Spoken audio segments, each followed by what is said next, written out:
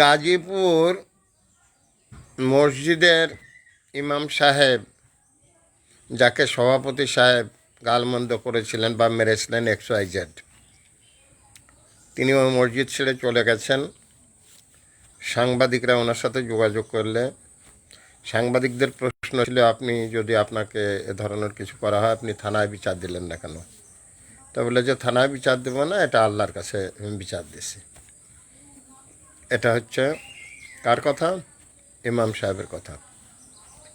আমার কথা, দেশে যখন প্রচলিত বিচার ব্যবস্থা রয়েছে, থানা রয়েছে, কোর্ট রয়েছে, আইন রয়েছে, আদালত রয়েছে, তাহলে এসব বাদ দিয়ে তাহলে আল্লাহর কাছে বিচার কেন দিতে হবে?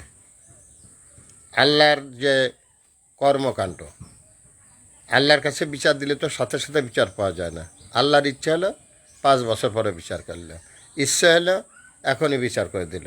তাহলে দেশের আল্লাহর কাছেই যদি সবাই বিচার দেবে, তাহলে দেশের এই প্রচলিত বিচার ব্যবস্থার কী হবে? তাহলে তো থানা পুলিশ সব কিছু বাদ দিয়ে সবাই আল্লাহর কাছে বিচার দেবে। আমি মনে করি যে ইমাম সাহেব যে কথাটা বলেছেন যে আল্লাহর কাছে বিচার দেব, থানায় বিচার দেব না, এই কথাটা তিনি ঠিক বলেননি। এই কথাটা ওনার ঠিক না।